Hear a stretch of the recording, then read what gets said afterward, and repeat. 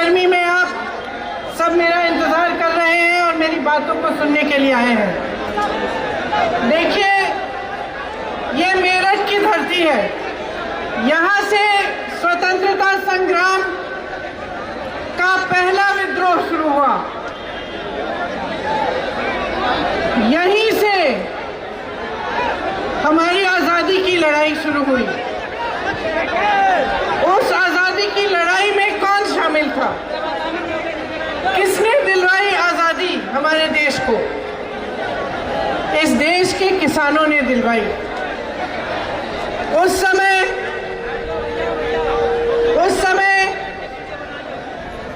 हजारों किसान आंदोलन में जुटे, बहुत लोग शहीद हुए और बहुत हिम्मत से उन्होंने लड़ाई लड़ी। क्यों लड़ी थी ये लड़ाई? इसलिए कि जो अंग्रेजी साम्राज्य था वो किसानों को शोषित कर रहा था। अंग्रेजी कंपनी के लिए लगान वसूल की जाती थी और जो किसान की मेहनत थी उसकी कमाई उसको मिल नहीं पाती थी। आज इसी तरह से भाजपा की सरकार भी किसानों का शोषण कर रही है। 3 ऐसे कानून लाई है जिससे आपकी जो कमाई है वो आपको ठीक ढंग से नहीं मिल पाएगी। आप अच्छी तरह जानते होंगे कि ये 3 कानून क्या है। सबसे पहला कानून बड़े बड़े उद्योगपति खरबपतियों को जमाखोरी की इजाजत देता है। वो कितना भी जमा करे, कब करे, कितने समय के लिए करे, आपको कितने दाम पर बेचे, सब उन्हीं पर निर्भर है। ये है पहला कानून। दूसरा कानून भी बड़ा दिलचस्प बनाया है। उन्होंने कहा है कि प्राइवेट मंडियां खोल सकते हैं, प्राइवेट मंडियों में कोई टैक्स नहीं लगेगा और सरकारी मंडियों में टैक्स लगेगा। तो अगर ऊपर से देखें तो लगता है कि अच्छा ही है, प्राइवेट मंडियां खुलेंगी, किसानों की सुविधाएं बढ़ेंगी। लेकिन असलियत क्या है कि अगर आप सरकारी मंडी में टैक्स लेंगे और प्राइवेट मंडी में नहीं लेंगे तो आस्ते आस्ते सब प्राइवेट मंडी की तरफ जाएंगे। इसका मतलब क्या है कि आस्ते आस्ते सरकारी मंडियां बंद हो जाएंगी। लेकिन प्राइवेट मंडी और सरकारी मंडी में जो फर्क है वो एमएसपी का फर्क है, न्यूनतम समर्थन मूल्य। सरकारी मंडी में यह तय है कि आपको न्यूनतम समर्थन मूल्य मिलना चाहिए। प्राइवेट मंडी में ऐसा कुछ नहीं होगा। तो आप सोच सकते हैं कि कुछ समय बाद तमाम प्राइवेट मंडियां खुलेंगी, सरकारी मंडियां बंद हो जाएंगी और आपको न्यूनतम समर्थन मूल्य मिलना बंद हो जाएगा। अब तीसरा कानून सुनिए। तीसरे कानून में ये लिखा है कि अगर कोई बड़ा खरबपति आए और आपके साथ सौदा करे तो उसको इजाजत है कि वो आपके गांव आ जाएगा और वो कहेगा कि ये आप 10 किसान हो, आप मेरे लिए गन्ना उगाओ और मैं इस गन्ने के लिए 500 रुपये आपको पर क्विंटल दूंगा। ठीक है, आपने उसके साथ सौदा किया, आपने गन्ना उगाया, पूरी आपने मेहनत डाल दी उसमें, आपका गन्ना उग गया। आप उस खरबपति के पास चले गए, आपने कहा था कि मेरा गन्ना आप खरीदेंगे 500 रुपये में।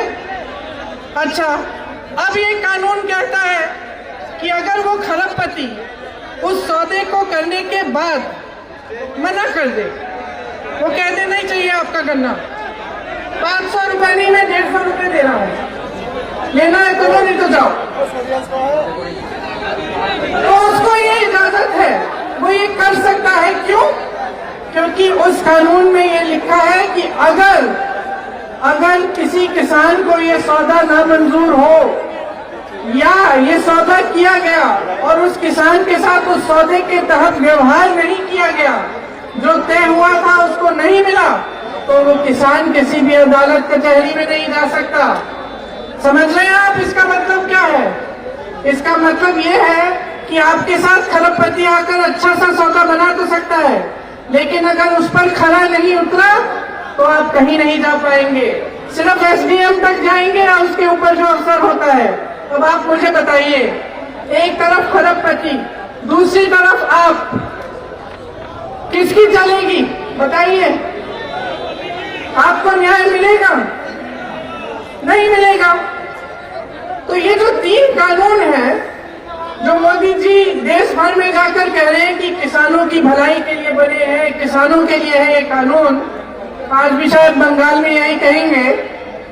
ये जो 3 कानून हैं, ये क्या आपकी भलाई के लिए बनाए गए हैं या मोदी जी के खरबपति मित्र के भलाई के लिए बनाए गए हैं? ये तो स्पष्ट है कि इन कानूनों को बनाने से पहले किसी किसान से नहीं पूछा, किसी गन्ने किसान से पूछा है? क्या आप एक ऐसे किसान को जानते हैं जिनसे इस सरकार ने, जिनसे नरेंद्र मोदी जी की सरकार ने पूछा है कि ये किसान के कानून हम किस तरह से बनाएं? जानते हैं किसी को? मैं तो नहीं जानती, मैंने तो आज तक नहीं सुना है। आज 100 दिन पूरे हो गए हैं, 100 दिन पूरे हो गए हैं। लाखों किसान दिल्ली के बॉर्डर पर बैठे हैं। किस लिए बैठे हैं?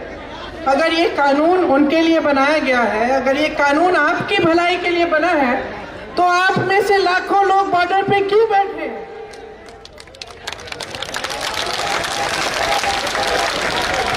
और देखिए, देखिए,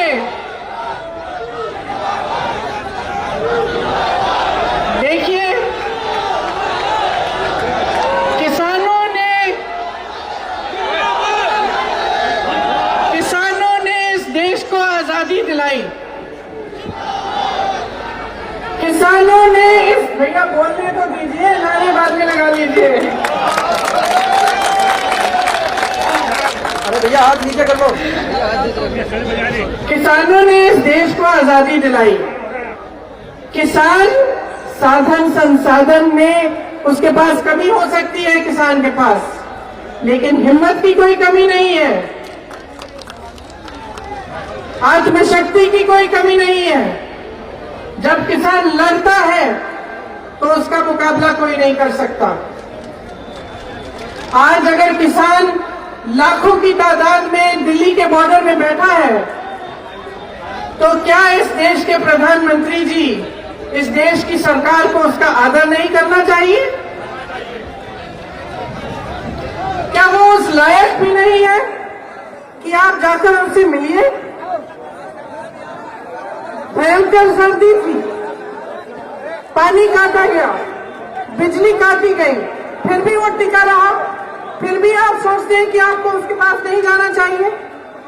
वही प्रधानमंत्री जी जो अमेरिका घूम के आए, चीन घूम के आए, पाकिस्तान घूम के आए, इस दुनिया का एक ऐसा देश बता दीजिए जहां वो नहीं पहुंचे, लेकिन अपनी ही राजधानी के बॉर्डर पर नहीं पहुंच सकते। क्यों नहीं पहुंच सकते? क्योंकि वो किसानों का आदर नहीं कर रहे हैं, क्योंकि उनकी सरकार किसानों के लिए नहीं चल रही है, देशवासियों के लिए नहीं चल रही है। उनकी सरकार उद्योगपतियों के लिए चल रही है, बड़े बड़े खरबपतियों के लिए चल रही है। 2 मित्र हैं उनके, हम 2, हमारे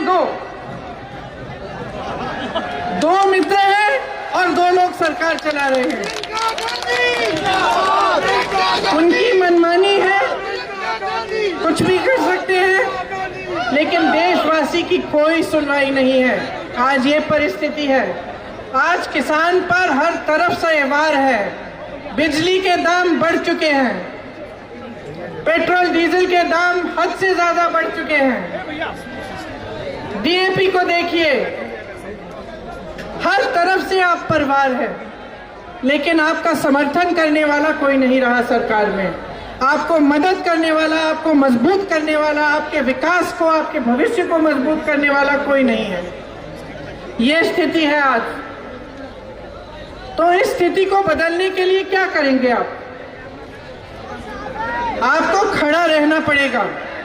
आपको टिका रहना पड़ेगा। जो मजबूती आपने 100 दिन के लिए दिखाई है, उस मजबूती को और भी ज्यादा बढ़ाइए और भी शक्ति से टिके रहिए, क्योंकि इस सरकार को सुनना ही पड़ेगा। आपकी जो परिस्थिति सरकार ने बनाई है, उसी तरह की परिस्थिति आपको सरकार के लिए बनानी पड़ेगी कि बगैर आपकी सुनवाई किए ये सरकार आगे बढ़ नहीं पाएगी। यही परिस्थिति आपको बनानी पड़ेगी। आपको मालूम है कि जो गन्ने का बकाया है उत्तर प्रदेश में कितना है? कौन बताएगा? 15,000 करोड़ बकाया देश का बकाया है। उत्तर प्रदेश का बकाया 10,000 करोड़ है। अब आप सोचिए कि कितने साल हो गए आपको ये बकाया नहीं मिला। क्या किया होगा सरकार ने इन पैसों से? सोच सकते हैं? मोदी जी ने, प्रधानमंत्री नरेंद्र मोदी जी ने 2 हवाई जहाज खरीदे हैं। 2 हवाई जहाजों की कीमत 16,000 करोड़ रुपए है। आपका बकाया पूरे देश भर के गन्ने का बकाया 15,000 करोड़ रुपए है। 2,000 करोड़ दो हवाई जहाजों में 16,000 करोड़ रुपए खर्चे, आपका बकाया 15,000 करोड़। संसद के सुंदरीकरण के लिए 20,000 करोड़ रुपए अलग कर रखे हैं, लेकिन आपका बकाया नहीं मिल रहा है। कहते हैं आपके बकाये के लिए पैसा नहीं है। सोचिए, जो सरकार 2 हवाई जहाजों पर आपके बकाये का पैसा खर्च सकती है, वो आपका बकाया नहीं दे सकती। जब आपसे किसान बीमा लिया जाता है, आपको मालूम है कि उनके खरबपति दोस्तों की कितना फायदा हुआ है? 26,000 करोड़ रुपए आपके बीमे से गए हैं उनकी जेब में। आपके बीमे से 26,000 करोड़ बड़े बड़े खरबपतियों की जेब में गए हैं। ये स्थिति है इस सरकार की, और इस स्थिति को बदलने की शक्ति सिर्फ आपके हाथों में है। सिर्फ आप ही बदल सकते हैं। आपने अब कई सालों से इन सरकार के जुल्म सह लिए हैं। आप आवाज उठाते हैं, आपको मारा जाता है, पीटा जाता है। 215 किसान शहीद हुए।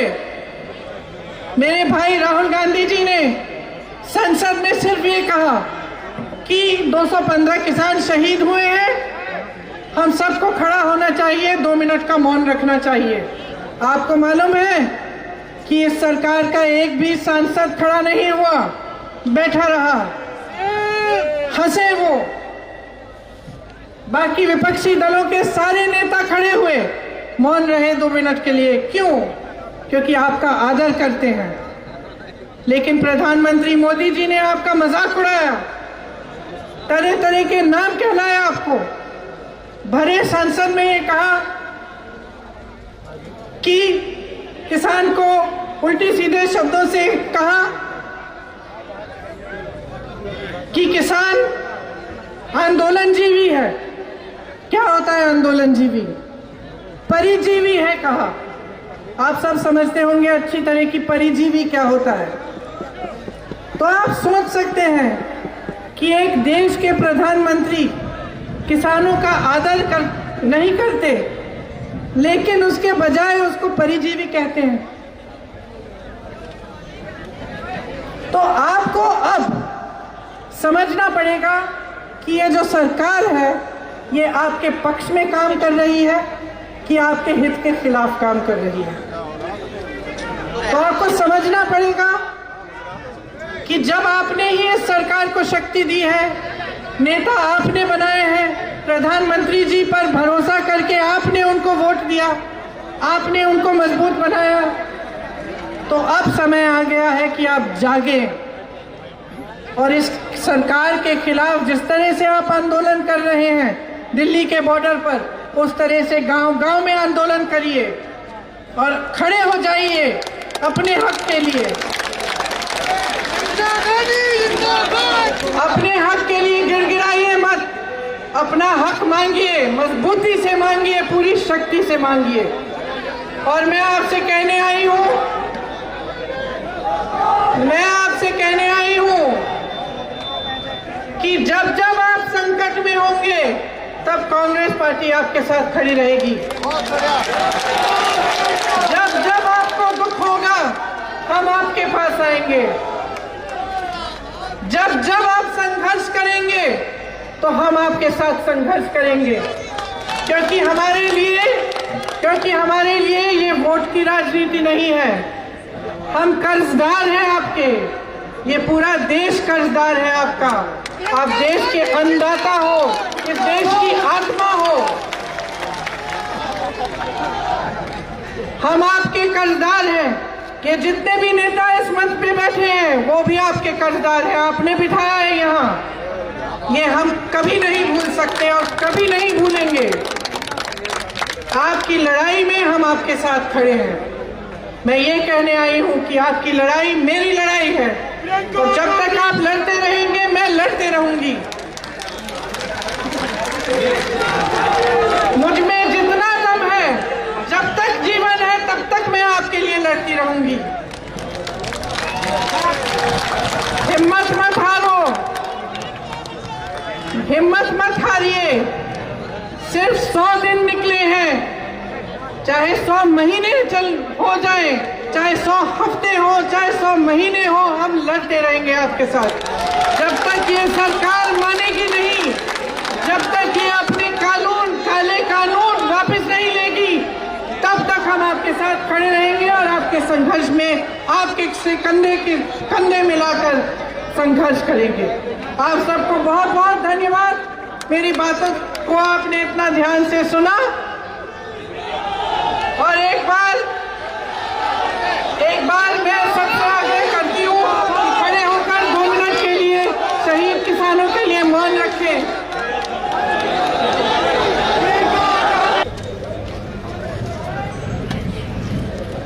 जय जवान, जय किसान, जय जवान, जय किसान, जय जवान, जय किसान, जय हिंद, जय हिंद, जय हिंद, जय हिंद।